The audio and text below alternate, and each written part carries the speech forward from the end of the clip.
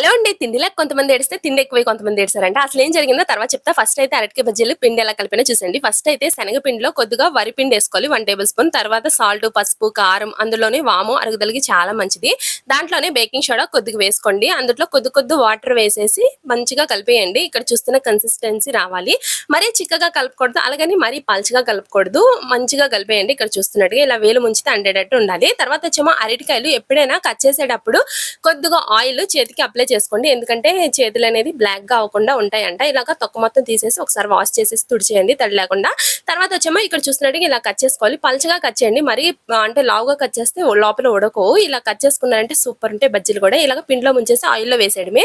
Taste మాత్రం super ఉంటాయి. నేను ఇందాక డైలాగ్ ఎందుకు కొట్టానంటే నిన్న అట్లయితే చేశాను మా పాపకి టిఫిన్.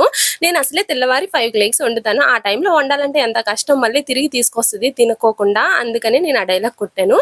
ఎప్పుడైనా వెజిటేబుల్స్ వండినా కూడా అస్సలు ఏడుస్తూ ఉంటది, తిందో. అందుకనే అరటికాయ బజ్జీలు వేసాను, ఇదైనా తింటదేమో అని. మార్నింగ్ వదిలేసినట్లు నేను కోపం అయిపోయినాను, ఈవినింగ్ తింది. ఇవి కూడా తినలేదు. వీడియో నచ్చితే లైక్ చేయండి.